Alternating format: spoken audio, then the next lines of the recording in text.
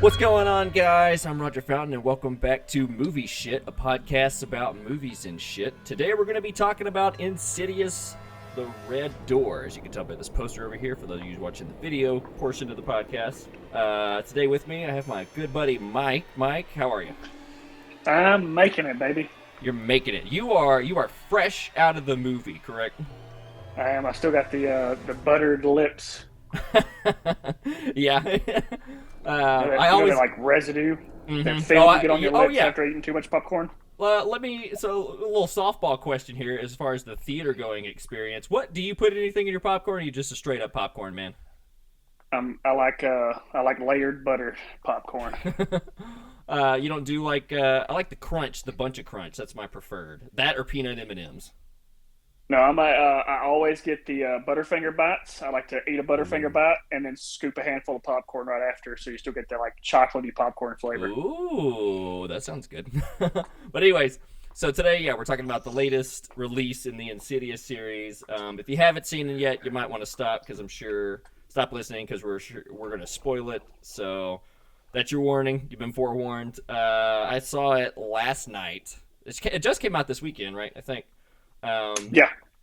but Mike, what are your initial thoughts? Well, I was gonna say if you haven't saw it yet, don't waste your money. Yeah, yeah, don't worry about uh, it. That's my feeling as well. Which sucks, because like I don't know, like did you watch all the ones before this one? yeah. I've seen every one of them in theaters because I'm a James Wan guy. So Yeah, I'm also a James Wan guy. He directed the first two, and then so Lee, I think that's how you pronounce his name, Lee or Leigh Whannell, the dude yep, that plays Specs, the like tall, skinny guy in like the little paranormal goon squad or whatever. He's the one that's written all of them, I think. yeah. And he directed the third one, which was his directorial debut. And so this time we got Patrick Wilson. This is his directorial debut. I think this is the first movie he's ever directed. So I don't want to be too harsh, Yeah. but it's just it was boring. I know that's Oh like one of man. the worst things you can say about a movie because it just really cuts deep. But that's what it just boils down to. Because I mean, they didn't add anything really. There were no stakes really. Nobody gets possessed. There's nothing. I mean, like all Well, these there, all these movies are done like cheaply. I understand, but this one felt extra cheap for some reason. there was like a short. I mean, it was like everything that made to me the first two were really good. Yeah, the first two are the most solid for sure. The first one is the one that I've seen the most. I think I've maybe seen the other ones like once a piece. Yeah, it's definitely one of your typical horror genres or horror film franchise that gets progressively worse Yeah, as it ages. unfortunately, yeah. Um, like the third one picked up a little bit, but I would say like the first one was best, and then it just a steady drop off. Yeah, I watched a recap video, not before I watched the movie, which it didn't really fucking matter, but uh, Right. I watched a recap after I watched it. And I was like, so wait a minute, I thought that old lady was dead, and yeah, she like dies at the Yeah. end of the first one. I'm like, okay, yeah, and so then the third one and the fourth one are prequels that are just starring her and Yep. the two guys or whatever. It's like the third one's whenever they first meet or whatever. It's like 3 years before the events of the first movie. But anyways, so like Insidious, so James Wan kind of helped to like revamp the horror genre. I think personally, I think Hmm. he did a lot for like the mid 2000s and just like keeping it alive in the movies because I mean he did Saw, he did The Conjuring, he did Right. Insidious, all the Conjuring, like he created the Conjuring universe. Like, you have Marvel movies, DC movies, like not just franchises, but quote unquote universes, right? So he's put a lot into it. And so whenever Red Door, I saw the trailer for it, I was like, cool, Patrick Wilson's back. And like the same kid that played Dalton, Ty Simpkins or whatever, he's back. I was like, this is going to be good because they weren't in the third one or the fourth one at all. And Exactly. the reason that I like Insidious is because of all the like characters. Like it was like a horror movie that like spy movies or heist movies have like the montage of all the interesting people. Like you son of a bitch, I'm in. So like the first movie, Right. the first movie kind of played out like a paranormal possessing meets like Ocean's 11 or something for me, because I liked all the like the goofy like kid like the documentary version of like style of it. You know what I mean? Yeah. It just had really cool stylistic choices. So I was like, oh, all right, well let's go see this new one. So disappointing. So I will say I like James Wan, but like if I take my fanboy goggles off, I will. His movies are very hit or miss for me. Yes. He's got some absolute bangers. Yep. And then he's also got stuff like The Curse of La Llorona. I haven't seen it. Wait, have I seen that? And it's in the Conjuring series, the Conjuring universe. Is it The Curse of La Llorona? Is that what you're saying? La Llorona, yeah. Yeah. La Llorona. His movie sucked. Yeah, that one was a miss. There is a good La Llorona movie though, but it's all in Spanish. It's on Shudder. I can't remember what it's called. It's not called The Curse, but it might be just called La Llorona or something. But that one's really good. Yeah, like I thought the Megan movie, I was like, meh. Oh, you didn't like Megan? Was that was James Wan? No, that was James Wan. Sick. He produced it, I believe. Oh, okay, was the producer for it. Yeah, that makes sense. That tracks. He also does like random films, like Furious 7. I think was James Wan. Oh yeah, he's done some action heavy stuff. Yeah. You haven't watched *Malignant* yet, have you? No, you recommended that to me. I just hadn't got around to watching it. So that one is one where he showcases off his action movie like skills. So the first half of the movie feels completely different than the second half. And if you watch the movie, you'll know why. And it's just it's a good time. Some people didn't like it because it felt like two movies in one. But I liked it because if you take the same characters and change it, because you have typical horror movie tropes. Like this one, like you said, relied a lot on jump scares, like cheap jump scares that came out of nowhere, right? Right. Yeah. I know he could do action. I really liked Aquaman, and he wrote that. So he's got writing chops for sure. And, you like the first Aquaman? I did, yeah. But this, I don't know. This one just felt very lazy. I don't know. Yes, lazy. Lazy is a good word. Thin is how I described it with Charlie. I was like, yeah, it was fine. It's just the plot was thin. There was no momentum towards anything. Yes, they show the YouTube video with Specs and the other guy, and I'm like, okay, they're gonna bring the boys back. We're gonna talk a little bit about the old lady and her death and what they've been up to since then. Yes, that's what I was expecting. Yeah, characters that were established earlier in the series. I was like, yeah, let's fucking go get them into the second act. Let's have them take this demon down or whatever. There was no explanation we just all know even the supporting cast was we just got to start counting back down from 10 and you can astral surf. Wasn't that some fucking bullshit? Yeah, they should have brought those guys back to explain this is what happened. This is how we get you back to astral surfing. I don't know what the actual term is, but I like astral surfing. Astral surfing's cool. Astral projection. Astral projecting. Astral surfing sounds like a hemorrhoid cream commercial. It sounds like a Dreamcast game. Yeah, it does. Silver Surfer. But there was nothing there. It was just okay, we just count back from 10. We figured it out. Yeah. And then they figured it out with no help. Yeah, I know what to do. I just got to go back and paint over the door. That was out of nowhere too. From? That's what I said. Where did that even come from? That's what I told Charlie. Charlie said I was being ridiculous. She was like, "No, I like that because when he painted the door, it opened it back up." I was like, "Fuck that, man! They didn't say shit about this. What is this?" I like it. I like that Charlie is trying to grab something from it, but to me, it was okay, we don't have enough. We don't have the budget for a 2-hour film. Got to just skip the explanation for this. Wrap her up. Yeah, man. And that's sad to say. That's how I felt about the Boogeyman too. The Boogeyman was just boring. Nothing really happened. And correct me if I'm wrong. So in this one, previously the demon was a red-faced demon or whatever, right? And it was just a guy in makeup. Was he CG in every shot in this, or am I tripping? It seemed CG-ish unless they got really good at the makeup and design. It seems CG, especially when the arm was busting through the door. Yeah, it seems CG, and I think at least the face is or whatever. Because to be honest, I think CG at this point is that amount, those tiny little quick shots that you see of them, or whatever, the close-ups or whatever the fuck. those are cheaper than it would be to hire another makeup artist and put it on an actual person and have to pay the actor too. You know what I'm saying? Yeah, yeah. And they kind of changed up the demon in this one. Like They did. He's not red anymore. He's like just some dark generic guy. He He's was not... very dark. He wasn't like eccentric like he was in the other films. No, you the know other what I one, mean? yeah, Like, he was fucking crazy. Like, and that's like another... dancing around and stuff. Yeah, I mean, they had the song, the Tiptoe Through the Tulips, or whatever, which has become iconic. But that's it. And like, yeah, whatever. But then he's just in a cage. It doesn't even show how he got stuck in the cage. He's just in the cage, and Dad has to get him out. That was, God Almighty. It was so underwhelming. I was like, yeah, oh, he's stuck. Because like, oh, he's possessed. Who's he possessed by? We didn't even see that demon go after him. No. In the, what is it? What do they call the place that you're in when you the further astral?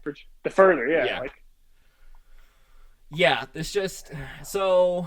Yeah, I don't know. Some of the rules and stuff that they established in the first couple doesn't really seem consequential in this one. You know, like in the first one, when they're wandering through the further, they see like people trapped in time, like they have that old 40s family sitting on the couch, or like dead people, you know, just little extra quick scare characters and stuff of him wandering through the darkness, or whatever. And this one was just silly, you know. I mean, they did as much as they could to make a dorm room scary looking, but it's still just a fucking dorm room. It's not really visually appealing that much.